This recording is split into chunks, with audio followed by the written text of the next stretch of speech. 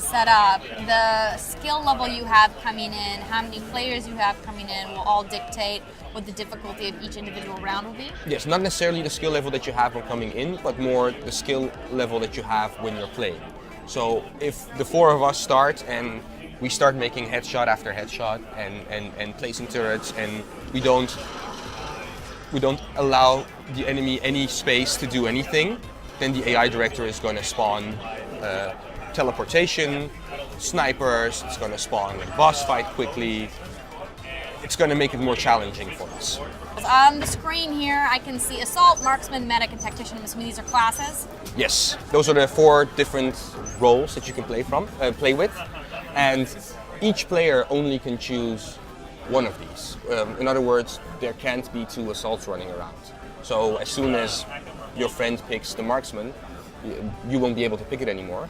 But this causes a very nice dynamic in which cooperation is extremely important, because if you're down, the medic needs to come and revive you. The assaults can capture points much faster than the other characters.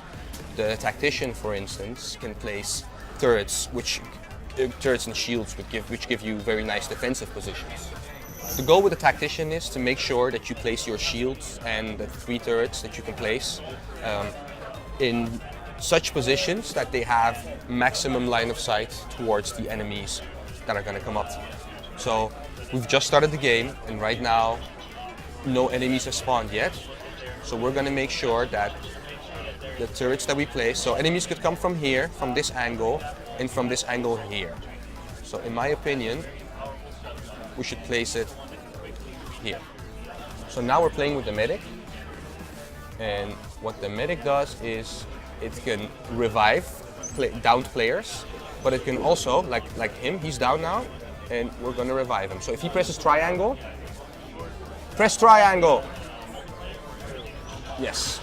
So he's back up, but I also have a buddy drone, which has a area of effect. You see the waves, and those basically heal me and the friendlies around me. So if we're basically going on a mission to capture backup points, it makes it useful for the medic to be on the forefront instead of just in the background. And the turret that you loaded when you were playing as the tactician can still collect your points, yes, as long as it's active? As long as it's active and no one else has chosen the tactician and is placing stuff with it, the points keep going for me. Basically, when you make kills, revive people, do respawns, place turrets, all that kind of thing, those kind of things, you get points.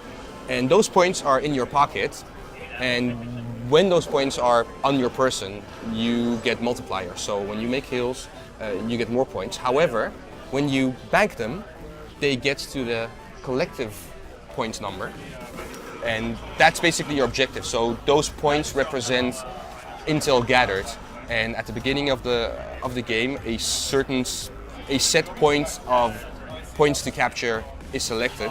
So like 1,000 or 2,000, and the game is won when you reach those points. Yeah, turret. Get all of the points. So we got like 60 points and no one else, the rest haven't even spawned. We're like single-handedly keeping this thing floating. Okay, so now we're at the bank. Yes. What is the bank? So this circle here is the bank, and the bank is basically the uploading of the intel.